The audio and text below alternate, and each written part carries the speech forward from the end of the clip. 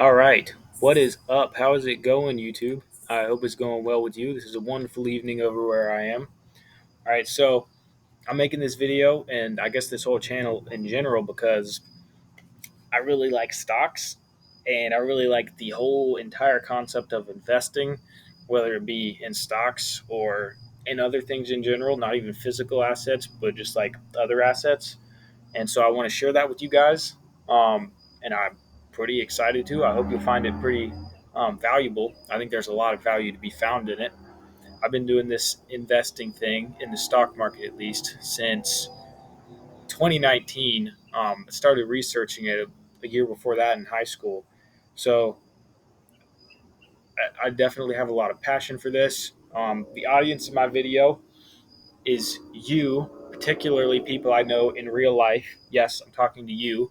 Um, Other people can watch this too, and obviously, I do hope that you stick around as well because there's I hope to provide something of value to you either way, whether I know you in real life or I don't know you in real life, whichever the case may be.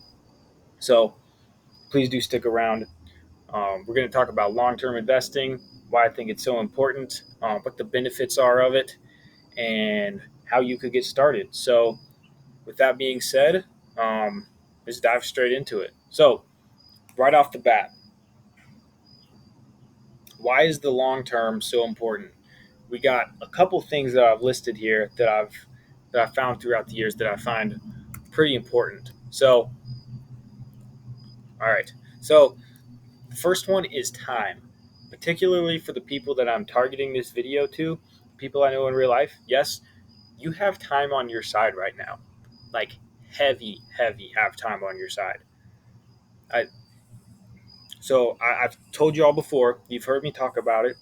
I don't know if it feels like I ramble about it, but trust me, I could talk about it a lot more than I do. So the first one I want to point out is the time aspect of what you have on your side. You have so much time on your side that say if you were not your age right now, like it doesn't matter if you're starting college or getting out of college or in the middle of college, even if you're just in your 20s at all. Like in your 30s is still a great time to start.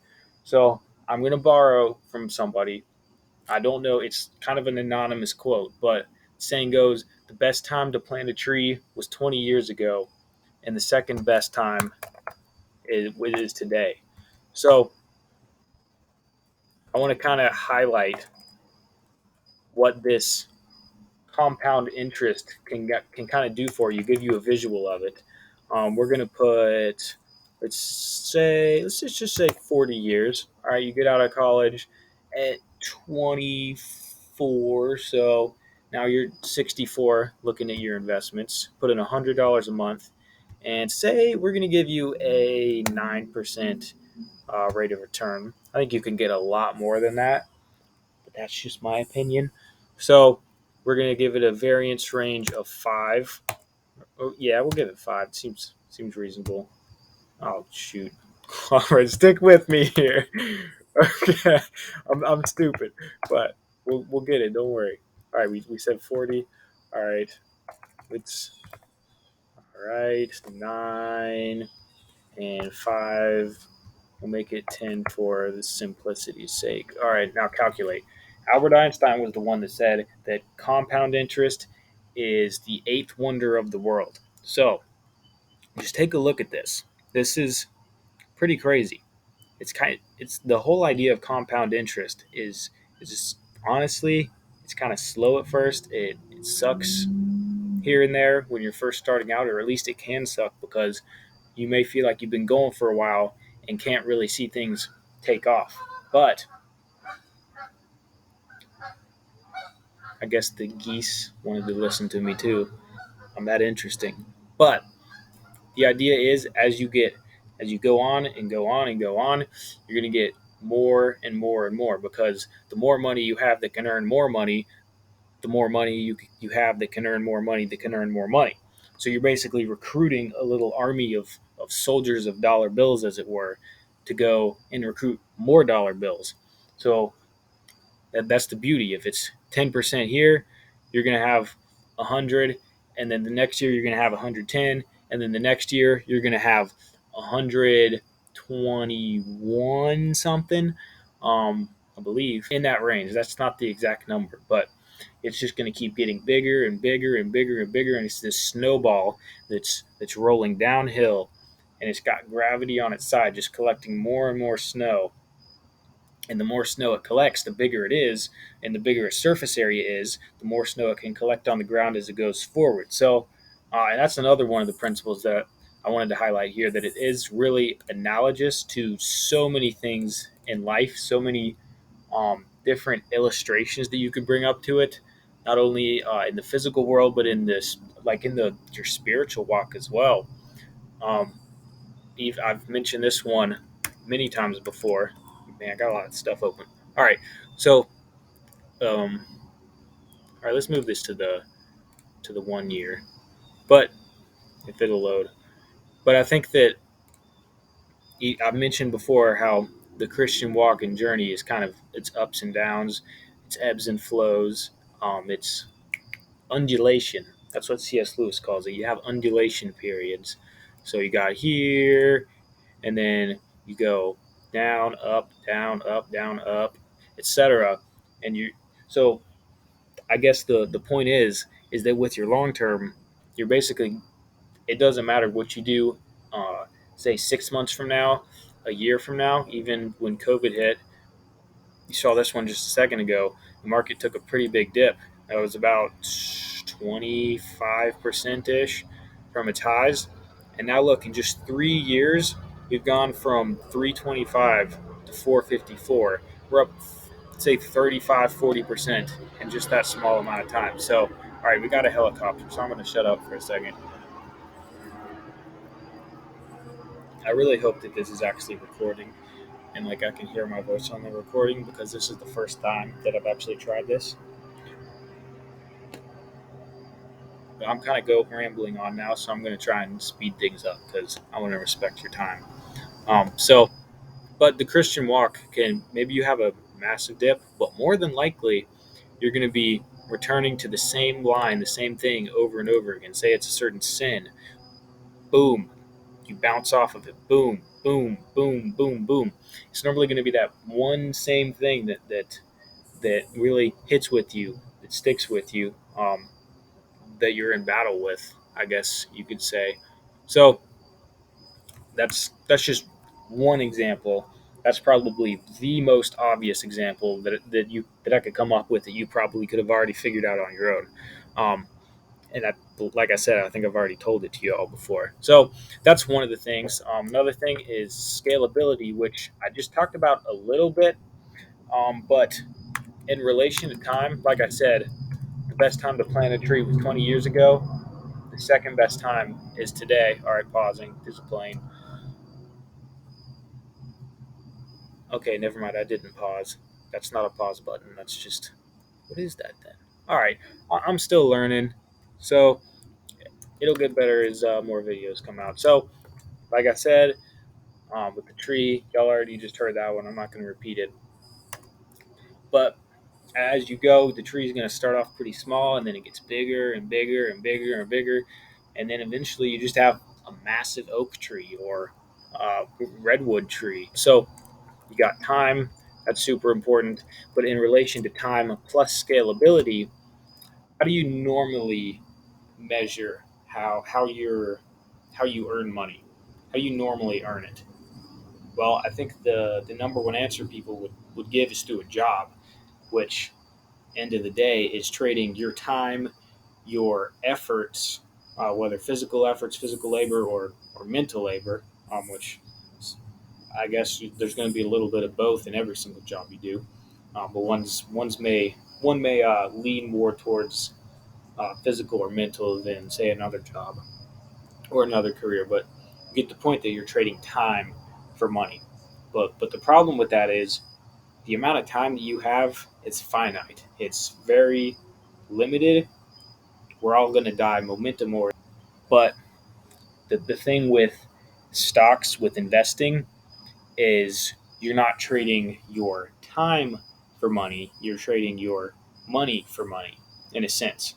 So that's how it goes. If you start with 10 minutes, then you can't turn that 10 minutes into 11 minutes or anything like that. Like I'm saying it right now, it doesn't even make any sense. Like what am I talking about? But if you start with $10, you can turn it into $11 and then turn the $11 into more dollars. So you get to scale up and up and up. But say today you have $10 that you can invest, but then you add another $10 every week. Boom, you're scaling up, you're scaling up. And soon a 1% return on, well, let's call it 10%. A 10% return on $10 is only a dollar. But once you keep scaling up, a 10% return on $1,000 is now $100. And $100,000 at a 10% return will give you $10,000. So the more money you have, the easier it is to make more money. If you see what I'm saying, if you're following me here, which is kind of like that's what you're seeing right here as it goes up and up and up. So I really do hope that you get that aspect of it. It is again, that's why now is the best time to start. And again, it may be kind of boring in the beginning, but like I, I want seeing this stuff now. I don't want to be the only one that's kind of reaping the benefits of this. Like when I get older. So the next one I'm going to go with stewardship next because I think it's a good one. So, stewardship is really a key point here because what is the alternative to saving and investing? Well, okay, I guess saving would be an alternative to investing. Another alternative to investing would be not investing and not saving, and all you ever do is spend. So, I would venture to say that those are pretty much everything is going to fall into one of those three categories, either saving and or it's either saving, investing, or not doing either of those. Um, the absence of those. So I think that in the Word, in the Bible, we can kind of see these themes pop up. Um, that we should be good stewards with our money. There's even the story in the Gospels of the master that left a couple of his servants with a certain amount of talents for each one. One of them buried the talent in the sand or the dirt, the ground, whatever, did nothing with it. The master came back after a while, and I want to say, at the very least, he was not happy. We'll just put it that way. And honestly, I probably the same. I wouldn't be happy either. The time value inflation, man, it just ate away at it. Like, come on, dude, you got to do something with it. The next guy, I don't remember if there were two or three guys, but at the very least, one of the guys did invest it, did make a return, and guess what? When the owner came back, he saw that this guy was he saw that this guy took good ownership.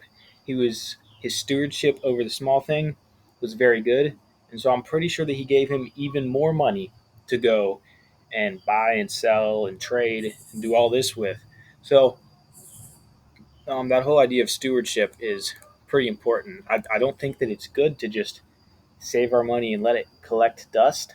Um, no, we're not trying to like get rich quick either, and that's where these proverbs come in here. Wealth gained hastily will dwindle, but he who gathers little by little will increase it. And that's what we're trying to do here, just little by little, just building block, building block, building block, building block.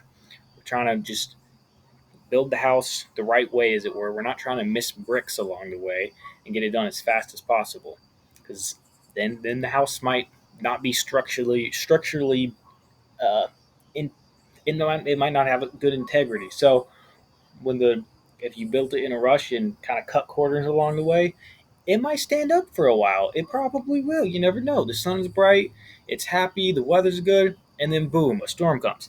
You're clapped. The house is falling over, and now you were trying to hide in the house in the middle of the storm, so now you're getting rained on, and it's a wonderful day for you, isn't it? So, um, and I've seen that again and again. Uh, Proverbs is not the only place that talks about that. In other books as well, Richest Man in Babylon, which I've recommended, giving it to some of y'all. I do hope that you've read it or take the time to read it at one point or another. I've read it a couple times. It's always worth rereading, in my opinion. Um, so that idea comes up again over and over and over again. And I want to give a real life example of this right here. Wealth gained hastily will dwindle, but little by little increases it. And that's it right here. You're not going crazy. Normally, the higher the potential reward, the higher the potential yield, the higher the potential risk. And so, a lot of times, chasing high yields, you're going to get clapped. And the real life example is the lottery. All of y'all have seen it.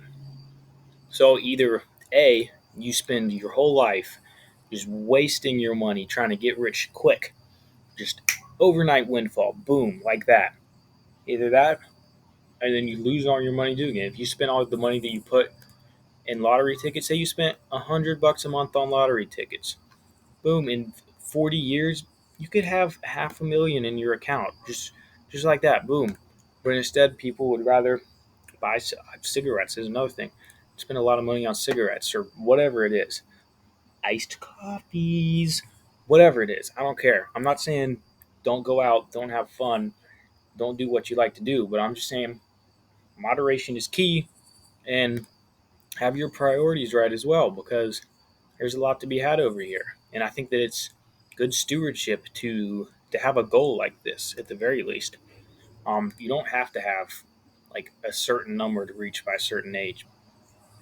So stewardship is a really good thing. The other side of that, if you're not wasting your money on it, why the numbers of millionaires who are broke after 3, 5, 10 years after they won the lottery is extremely, extremely high.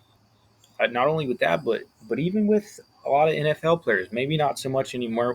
But I remember hearing about how a lot of them would get massive contracts, and then 3 years out of the league, they are in the league, they get hurt, they break their leg, they do whatever, drug charges, doesn't matter, and then boom, their income is gone, their salary is gone, and their savings are drained because they don't know how to manage their money. So management of money, stewardship of the money is super important. So that's a real life example of wealth gained hastily dwindling.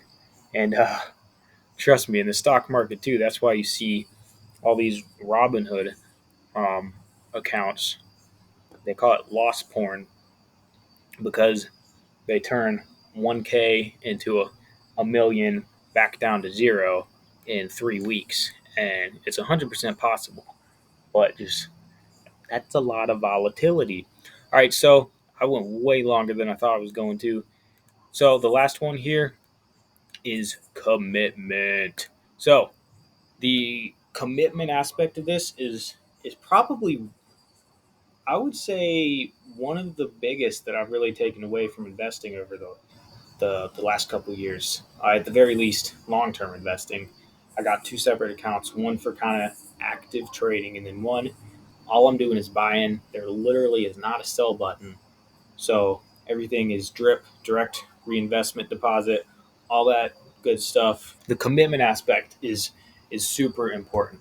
So this can apply to other areas of life. The reason the long term is so successful is not because you chose the right company, not because you did anything of your own accord other than you chose to do something and then stuck with it. Because a lot of people, guess what? There's going to be other things that are going to that you want to give your money to along the way. Here. You got 41 grand. That's a lot of money, dude. Like Camaro. Why did I say Camaro? I don't even like Camaros. Whatever car you like, whatever. I, I don't know what you could spend it on. You could run up a credit card on clothes for all I care. Whatever you like to spend money on, you could spend that much on lattes, and it is that much on lattes if you are spending $100 a month on it, which it's kind of unrealistic. But uh, you never know. You never know. 5 times 30. Well, we're kind of past that. Anyways, um, so I think the commitment aspect of it is super important. Sticking with it to the end, and that's another way that this commitment and the analogies come into play. Another one. So imagine, like, think about Tulip, Perseverance of the Saints. Boom, boom, boom, boom, boom, boom, chugging along your way. 22 years in, 28 years in, 30, 40. I don't know. Maybe the fruits of the spirit work like that. Maybe our fruits of the spirit compound. One saying that I just love is the more you do, the more you get done. Productivity inspires more productivity. And the opposite of that is also true. So you do the math, but that's what I've found in my life. But this right here, this really is a rule that I have yet to see someone escape. Um, it's just a rule that governs nature, and you're not going to escape from the rule. You're not going to be the exception. Everyone thinks they're the exception. They're not. Yeah, I'm quoting Dave Ramsey. Dave Ramsey is still legit. Um, but so those I've hit all of these now in some way or another. So the last two verses I have here is in all toil there is profit, but mere talk leads to poverty. So in all toil there is profit. I'm not trying to tell you to quit your day job to go investing. That investing is all you ever do. You could literally spend 10 minutes a month on this, or you could spend less than that. You can spend 30 minutes setting it up if it takes even that. One of y'all just did this recently. You know who you are. I don't know how long it took you. Maybe not even that. But all you have to do is set up automatic deposits and then set up automatic buying into one stock, a basket of stocks, an ETF, a total market index, whatever you want, and then just leave it. Leave it there. Never touch it again. The first 30 minutes, automatic deposit set up, boom. 10 minutes, you never know it's gone. You don't have to put, you could put $50, you could put $20, you could put 100, you could put 500. I don't care, however much you have. But time is on your side. So, and don't just hear me talk about this and do nothing. You don't have to do it this instant. But I'm just saying, I want to put this in front of you so that if you're ignorant about it, you could be unignorantized about it. So go to the ant, lazy bones. Consider its ways and be wise. It has no commander, no overseer or ruler, yet it stores its provision in summer and gathers its food at harvest. So we're not guaranteed to live till we're 60. Nobody is. A price may come back before then. I'm just saying, I want y'all to have some stores, some reserves stored up when we're older, so we could kick it back, and we've all been good stewards. We've all got something that we're sitting on in the physical way that could provide for ourselves, free up our time, as it were, because again, that's one of the main whole points of this is freeing up our time so we could do what we find the absolute most valuable with it. Um, so I want to be sitting around with all of y'all later. And we're able to bless other people with it as well. It's not just for us. Like it's imagine how amazing it would be to be able to bless so many people. Imagine a group of uh, solid Christian men. Lord willing, God preserve us, God preserve our souls. Um, with a lot of cash. I mean, we could do a lot of good with that. God can do a lot of good without some cash too. So don't get it twisted either. But um, I'm definitely excited looking down the road at what could happen. Um, whether you could even invest in real estate too, I don't care. Um, Real estate and stocks, other things. But I'm definitely excited for 10 years down the road, 20 years down the road, 30 years down the road. Boom, boom. 30. Ooh, there we're seeing some gains. 40. Bam. So I hope you're excited about it too. Um, I can make a lot more videos about this. I probably will. We'll see how you like it. But that is pretty much it. So thank you for watching. I hope you liked it. And we will see you in the next one. So have a wonderful rest of your day, of your evening, of your morning, whatever it is, ladies and gentlemen. I hope you enjoy it. And I hope you did take something away from this video. I hope that you go and get a long term. I hope that you go and get a long term, and that you can kind of remember some of these things that go along with it, and maybe play around with it, play around with interest rates, see what you can do with it, and hope it gets you excited about investing. So, with that being said, thank you so much for watching, and I will see you on the next one. Peace.